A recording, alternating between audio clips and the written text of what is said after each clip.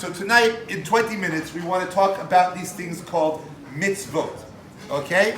Now, mitzvot, we think, when we say mitzvot, we think these are, we have words like good. I remember watching an interview or reading an interview with Barbara Streisand.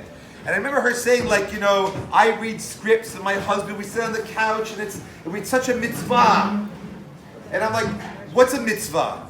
We just hang out. She just uses the word if we're doing something nice, it's a mitzvah. We went out to use a mitzvah. This word doesn't have any meaning. Maybe in France it does. In America it doesn't have much meaning. Okay? So we have this thing called mitzvah, and really the word is almost impossible to translate. And tonight, if you pay attention, you'll know a lot about it in a very short amount of time. And it's really important, and I think it's a game changer from our perspective. So we have this thing called a mitzvah. This is the Hebrew spelling of it. Okay? And now the question is, if you ask anyone in the street, what's a mitzvah? It's a good deed. Not a good deed. Okay? We're not interested in good deeds. In fact, the truth is, divorce, there's a way in which we Jews should handle divorce. That's also a mitzvah. Clearly not a good deed. A good deed, a nice thing to do, maybe when we do a nice thing, we're doing a mitzvah, but the word mitzvah does not mean good deed. The other common translation of the word mitzvah will be commandment. Mitzvah, you have to, which makes religion really uninteresting for me. I have a problem with authority.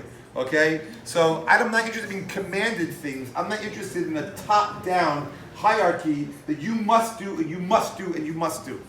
The word religion in English is just what we say our religion is. But the Latin root is ligio, like a ligament, which means to constrain you, to constrict you, to hold you back. That's what we feel when we say the word religion. It's like it's holding me back. And then there's someone commanding me to do this and don't do that and do that. Who wants that? I'm not interested. The word that we have for law in Judaism is halakha, which means to go. Jewish law or Jewish religion, Jewish practice, is not about telling you what you can't do so that you don't do things. It's about helping you get to where you want to go. It's about getting there. Okay? So it's not a commandment. Now, let's look at the word for a second. It's very cool. When you take this word, mitzvah, the root of the word is the tzadi and the vav in the middle. The mem in Hebrew always makes it an actionable word. It makes it happen. No, Jack! There we go. Okay. So we have these words here. The tzav, the way this word tzav is used, if you've ever been in the army, is sivui, which means a command. So there is some notion of this thing called a command that is happening with this word. Okay, but there's another word which is much more eye-opening to us that is at the root of this thing called mitzvah, and that's this word sevet. Okay, in Aramaic, in the Talmud, it's called savta, which is tzadid vav, which means a different word altogether. Here it says a team or a company, not a company you work for, but a company. We're a company of people here. The word company means a group of people connected. And the more we're connected, sevet means staff. You might see it on the back of shirts in Israel when you go on your team tour or whatever, it says sevet. The word sevet means a staff. What it really means is a group of totally interconnected people that are connected for a reason. Okay? We're connected for a reason. So really this word is not going to mean commandment.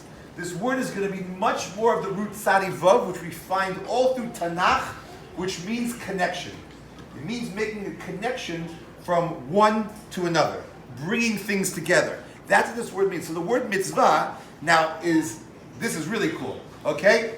The word mitzvah is, on the one hand you have mitzaveh, the person who, I don't want to use the word command in English because that's the wrong connotation. The one who initiates connection, because that's what the word sevet means. Savta is a connection, a company, a unified cohesion. So there's the one that initiates, mitzaveh. There's the one that receives, the mitzuvah. The thing in the middle that connects them is this thing called sivui. Okay? The one who. There we go. Very nice. Thank you very much.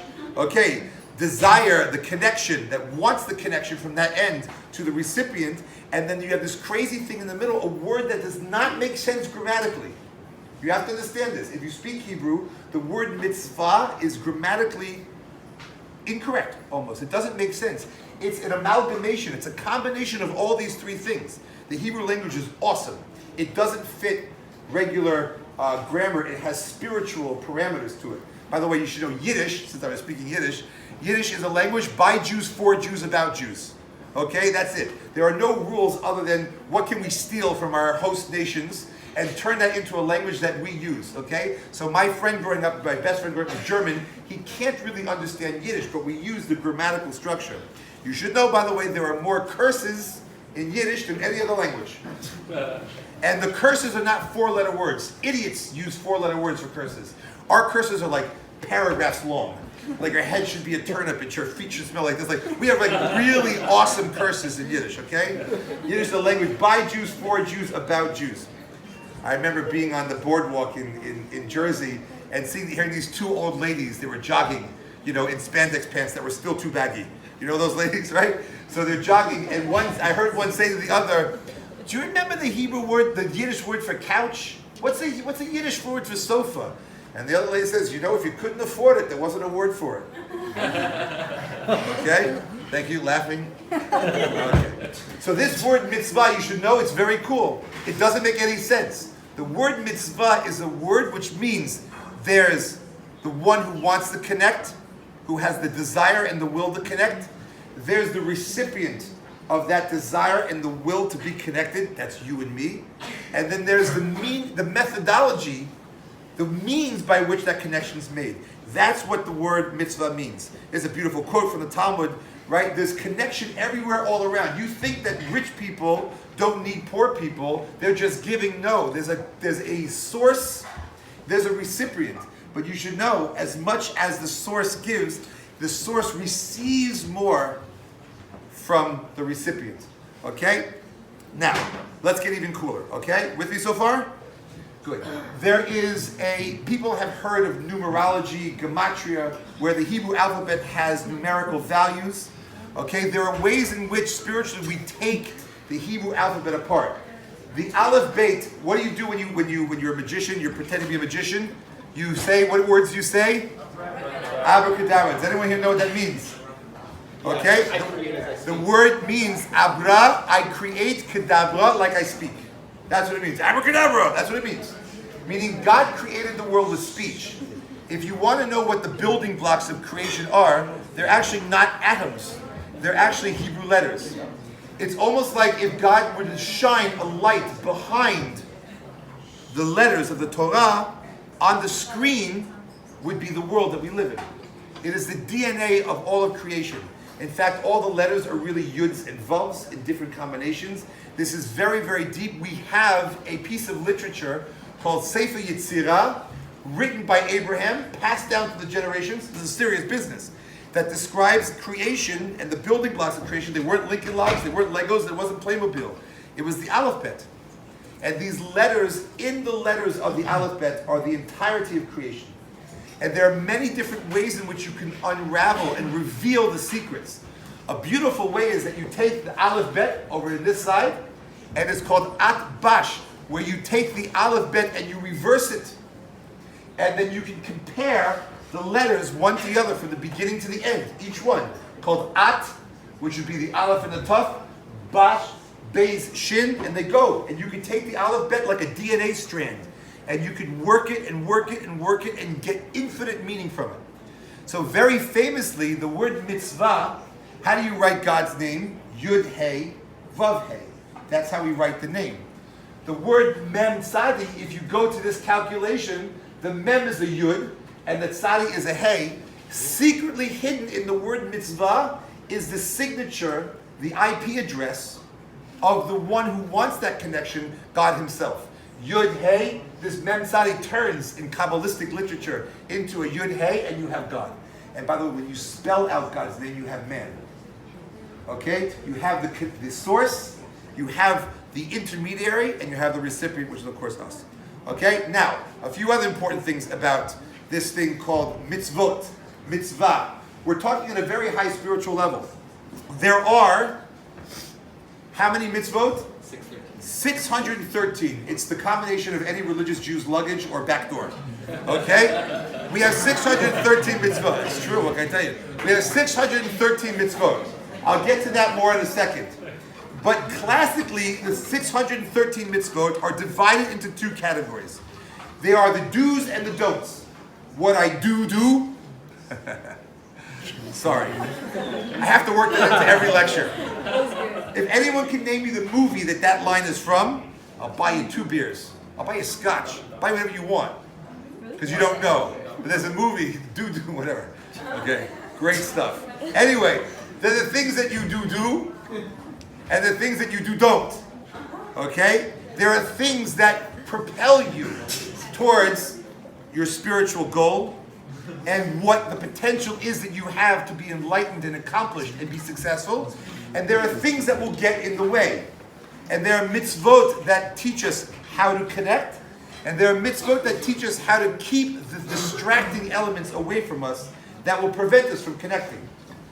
These 613 mitzvot actually correlate to the human body. Our sages list for us 248 limbs. The limbs that we have, okay? Don't count just arms and legs. This is one, that's other, each group of the body, but our sages will go through and show you how there are 248 distinct limbs, evarim. How do you say limbs in French? Les membres. Okay, 613 limbs, and those are all the parts of action that you do in the world. And then there are going to be 365, that's a mistake, 365 sinews. Okay, sinews are your veins and your ligaments inside. Those are the things that allow me to act. That's like the blood, the fuel in the engine, so to speak. Those things all correlate to the negative commandments. There are commandments, there are mitzvot that tell me what to do, and there are mitzvot that tell me what to avoid. Okay? And our body is also a reflection of this system of mitzvot. By the way, you know the easiest way to prove that mitzvah does not mean commandments? Okay?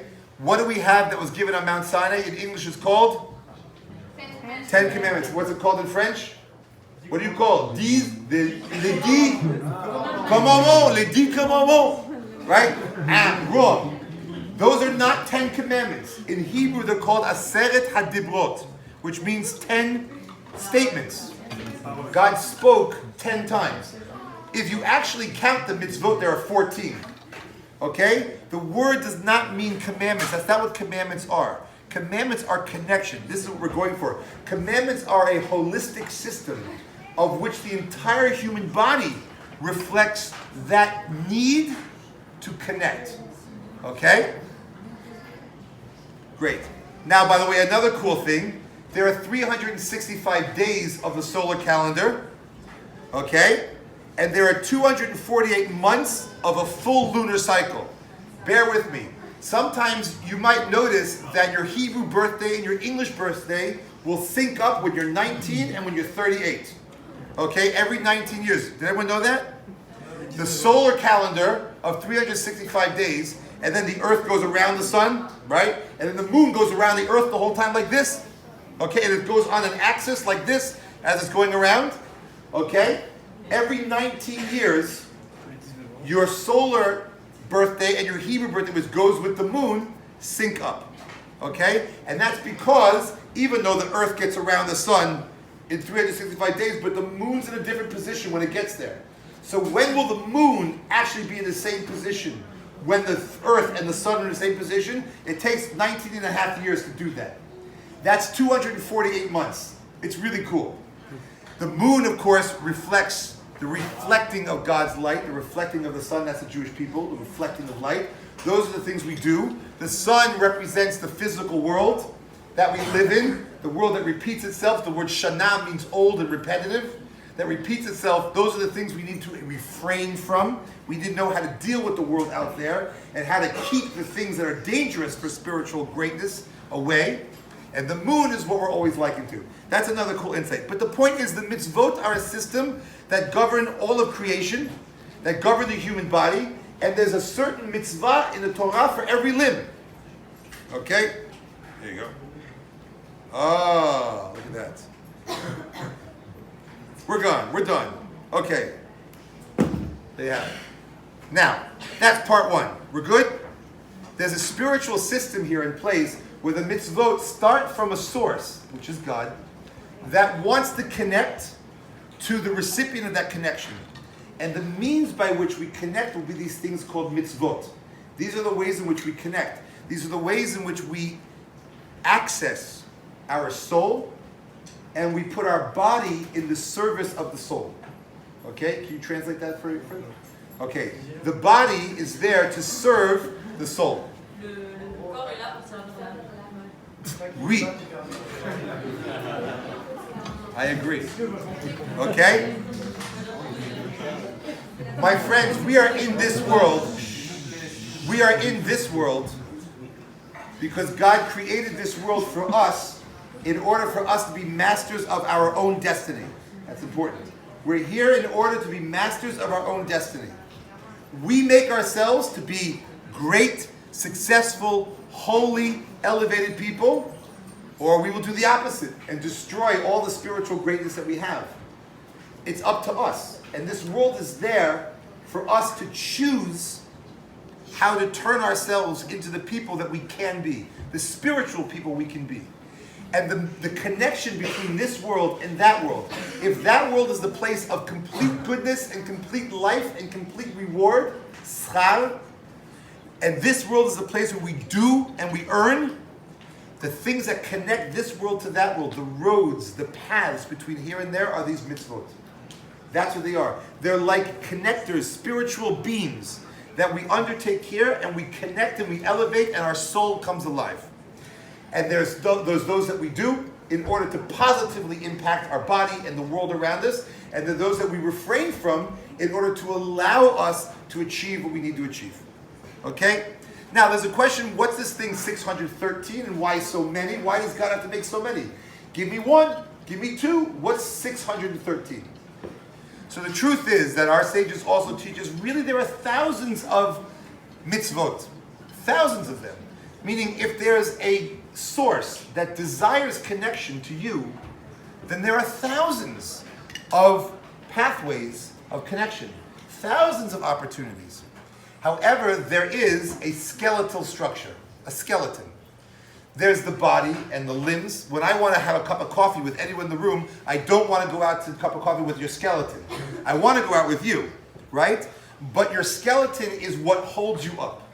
And there's a certain source of 613 categories of activity that are the primary skeletal structure of the connection that we have with God, that we can have with God. 613. Really, there are thousands of conversations of connection, of points of touch, right? I'm married 21 years. There are certain serious points of connection between me and my wife, but we're connecting all day long in every interaction. So too with God. There are thousands of connection points, but there are 613 that make up the skeletal structure. If you break the bone, it's a problem. Everything else is adding on that, and it builds on the skeleton, but the skeleton has to be preserved and has to be taken seriously. And those are those 613 pathways of connection. Now, within those 613, there are actually many amazing ways to break them down. Certainly, there's the do's and the don'ts. There are also things called chukim and mishpatim. For example, there are certain mitzvot which make sense rationally, intellectually. We shouldn't kill, we shouldn't steal, we have to honor our parents. There are lots of mitzvot that make sense intellectually. However, you should know, when you break them down, we all know don't kill, but what's called killing? We all know don't steal, but what's called stealing? Maybe when you're at work and you make a phone call to your friend, maybe you're stealing. Maybe the boss doesn't allow that. Maybe you're using time. I don't know. Stealing is not so simple. But the idea and the concepts of certain things like laws that govern man and man, so to speak, tort laws, logical laws, those things are mishpatim, but they're also connection points. There are also chukim, which don't make any sense really. The rational mind doesn't make sense. Kashrut, keeping kosher, won't make sense to a guy in the street. You have to bring God into the picture. You have to say, this is the way it goes. And the more you try and question it, so to speak, straight on, you won't get a good answer. You question it by going around. Meaning, we all know if God came here right now and said, kosher is true, That's the food, that's the diet for the soul. So that means we know it's true, even though we don't know anything about it. But we know it's true, right? We can know that it's true, but there are certain mitzvot that are too hard to comprehend, really. They're not simple, they're not logical. They're called chukim. We are very proud of that. Do you understand? What's the most proud thing that we said as a people in our history? We stood at Mount Sinai and we said, God, Naseh v'nishma. We did the most un-Jewish thing in the world. You give a Jew a contract, we'll look it over for 50 days. You know, whatever. Like, we did the most un-Jewish thing. We said, okay, we're in. I don't even care what the contract says. Naseh, we're going to do the whole thing. All these mitzvot, God, we're going to do them. And then we said, by the way, we'd like to understand them. That's what we said. And we're the proudest of this. We Jews said it. Why? Because we knew it was God. Because we met him in Egypt and we saw what he was about. We knew 100% that we're his people and he's the creator of all, of everything, and we're going to accept exactly what he's giving us. We didn't pretend to be so chutzpahdik that, hey, I got to see the contract first, man. Let me see what's written in there. We knew who God was. We saw him. We witnessed him. And therefore we said the most amazing thing, Naseh, we're going to do it all. Then we're going to spend our lives understanding Nishma. We'll hear it. We'll understand what it means and what it does for us. There are other ways to split up the mitzvot. There are three classic categories. There are mitzvot which govern ben adam lamakom, between me and God. Things that I do just me and God. Prayer is one of them. Things, mitzvot, just for that connection. There are mitzvot ben adam lechavero, which God connects to me by how I connect to you. Or I connect to God by how I connect to you. Do I see the divine in all of you? Do I see the Tzelem Elokim in a human being? I have mitzvot, charity, good deeds, a smile, all these things, whatever they are, there's a category that governs our interaction. And by the way, that's godly. Because the only reason why I'm interacting with you in the realm of a mitzvah is because I'm connecting to the divine in you, to the godliness in you also. And that's further elevating. And then there's Ben Adam La'atzmo. There are mitzvot that govern me and just me. How do I build myself? How do I train myself to be an enlightened and righteous person? How do I deal with my things that are holding me back? How do I cultivate the things that I can be great at, that can make me great? How do I train myself? All those things are lots of mitzvot that just govern me. It's not about talking to God, it's not about talking to you. It's about turning myself into the right version of me. There are many ways in which we break down this 613, and it's a phenomenal thing to begin to study in earnest, in detail. Okay, but I'll leave you with just two things to end with. One is this. Maimonides, the Rambam, says an amazing thing. He asks, okay, fine, very nice, Rabbi Lin. He didn't say that part, but like, very nice. Why do I still need so many? And he says a beautiful thing. He says, you know why God gave us so many mitzvot? Because maybe, just maybe, we'll get one of them right. You live a whole life. 613 mitzvot are available. Many of them are available all the time to you through life. God gave us so many opportunities for mitzvah because maybe, just maybe, one of them you'll get right. You know what that means? It doesn't mean, it's not like a test and you get everything wrong and you get one right. It's about connection. Maybe, just maybe, you will actually use all your limbs and all your mind and everything that you're about in life, and you're able to give me the hug and a kiss that I'm waiting for. Maybe we'll be able to make the connection at the highest level just once is worth the whole thing. It's an amazing idea. No, it's beautiful. Just once is worth the whole thing. It's worth impeachment trials. It's worth Auschwitz. It's worth Haagen-Dazs. It's worth whatever it is out there. You ever heard those three things in the same sentence? Heard it here first. It's worth all of that, just maybe once. Okay, but I'll give you this. You ready? There are 6. This is me talking. This is just my lesson to leave you. So it's practical. There are 6, I believe, vital organs. How do you say that? Vital organs. Comment dit-on them? Huh? Les organes dit organes. Organes dit tout. They are everything in the organ. Okay? There are 6. Shh, listen. These are the things you have to be working on. You have to be growing in these 6 areas. For every Jew, if you have these going, then you're alive and you're growing and you're getting there. Thank you for the comment. Right? It goes like this. The first will be prayer. A person has to be growing and working on their ability to communicate. It's the language of the soul. To pray. It's hard. Prayer is very hard. But we have to have that going. We have to work on it. Second thing is kashrut. There's a diet for our soul. non-kosher food is cholesterol for the soul. It's spiritual cholesterol. The kosher food that we have allows you to really be in touch with yourself, to be able to access the deeper spiritual essence that you have available to you. Charity, tzedakah, you have to be giving to the world. Torah, you have to study. You have to make the brain work. You have to have information and wisdom. Shabbat, you have to have because you have to make time holy, especially today. You have to put the dumb phone down and be a smart Jew. Okay? You have to make time sacrosanct. And the last thing is, for a man, it's tefillin. For a woman, it's how you use your femininity. Okay? Tzniut. We all have to work on this. A man needs a bridle and a bit and a saddle like a horse. You have to train it and break it. That's what tefillin represent. Men always need external harnesses in order that men should be. That's why men wear tuxedos. Why does every man wear the exact same thing? Because a man's vision of being great and elevated is, my body's under control. That's what a tuxedo says. We all wear the same thing. My body's under control. Kamarband, the bow tie, the same thing the guy next to me is wearing.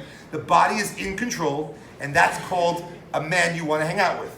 Okay? A man whose body is out of control is someone you want to run away from.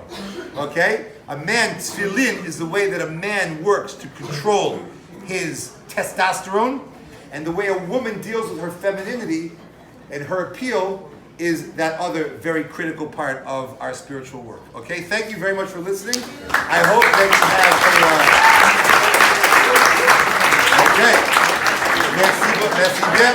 Merci bien.